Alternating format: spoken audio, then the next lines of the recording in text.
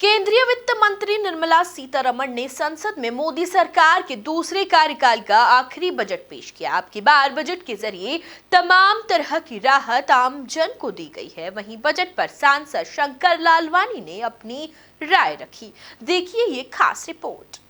केंद्रीय वित्त मंत्री निर्मला सीतारमण ने संसद में आम बजट पेश किया, जिसमें अब की बार आयकर छूट 5 लाख से बढ़ाकर 7 लाख कर दी गई है। वहीं सालाना कमाई के अनुसार भी कर की दरों में बदलाव कर दिया गया है।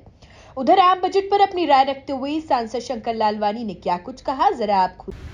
आज माननीय प्रधानमंत्री श्री नरेंद्र मोदी जी के नेतृत्व में केंद्र सरकार का बजट पेश हुआ। यह अमृतकाल का पहला बजट है। इस बजट में सभी वर्गों का ध्यान रखा गया है। गांव हो, गरीब हो, किसान हो, महिला हो, युवा हो, बुजुर्ग हो, उद्योग हो, हर क्षेत्र का इस बजट में पूरा का पूरा ध्यान रखा गया है। किसानों के लिए बहुत सारी योजनाएं लागू की गई है। महिलाओं के लिए सहायता समूह के माध्यम से किस प्रकार उनकी उन्नति हो उसकी चिंता की गई है। बेटी बढ़ाओ बेटी पढ़ाओ के ध्यान को बढ़ावा देने के लिए इस बजट में प्रावधान किया गया है। वहीं युवाओं की अगर बात करें, युवाओं के लिए बहुत सारे अवसर इस बजट में दिए गए हैं। खास करके युवा विश्वकर्मा जो कौशल योजना है वो लागू की गई है। युवाओं के लिए भत्ते की योजना लागू की गई है। पीएम कौशल योजना के अंतर्गत 30 से ज़्यादा अंतर्राष्ट्रीय स्किल केंद्र जो कि अंतर्राष्ट्रीय स्तर के होंगे वो खोले जा रहे हैं। यही नहीं, स्टार्टअप को लेके भी इस बजट में बहुत सारे प्रावधान हैं। जो युवा हमारे स्टार्टअप में जुड़े हुए हैं उनके लिए ये बजट बहुत ही सुनहरा अवसर है। अगर हम बात करें मेडिकल की सुविधाओं के लिए, मेडिकल कॉलेज 157 मेडिकल कॉलेज खुल गए हैं और भी खुल रहे हैं। हर जिले में अब मेडिकल कॉलेज हो गया है।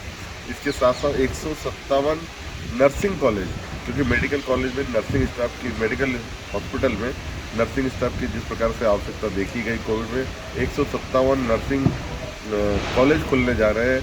इस प्रकार मेडिकल फैसिलिटी को बढ़ावा दिया जा रहा है और फार्मा के क्षेत्र में भी बहुत सारे इंसेंटिव दिए गए हैं। किस प्रकार फार्मा हम अंतर्राष्ट्रीय स्तर पर हमारा फार्मा मैन्युफैक्चरिंग होने जा रहा है।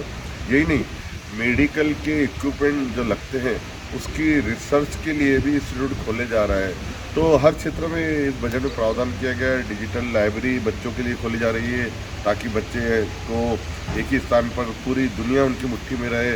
इस प्रकार डिजिटल लाइब्रेरी का भी किया जा रहा है।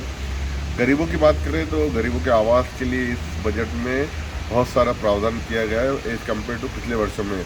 79,000 करोड़ रुपये का प्रावधान सिर्फ पीएम आवास योजना में ही किया गया है। तो ये बहुत बड़ी योजना है। गरीबों का आवास जो माननीय प्रधानमंत्री जी की मंशा है कि हर कुछ छत मिलना चाहिए, उसके अंतर्गत किया गया है। एमएसएमई सेक्टर की बात करें, अन्य उद्योगों की बात करें, बहुत सारे क्षेत्रों में सरकार मदद करने जा रही है। सबसे बड़ी बात यह है कि राज्यों को 50 सालों का कर्ज मुक्त ब्याज ऋण दिया जा रहा है, जो कि ऋण मुक्त कर्ज ब्याज मुक्त रहेगा। इससे राज्य अपने शहरों की, अपने गाँव की क्षेत्र के विकास के लिए फंड जुटा सकते हैं। अब राज्य अपने स्तर पर जो आवश्यकता हो, क्षेत्र शहर का हो, शहर में क्या आवश्यकता है या ग्रामीण में क्या आवश्यकता है, तो राज्य उसको पूर्ति कर सकता है। हम अगर कनेक्टिविटी की बात करें तो अब देखेंगे रेलवे में इस बार सबसे ज़्यादा बजट का अलॉटमेंट किया गया है। 2.4 लाख करोड़ रुपए इस बार रेलवे में दिया गया है।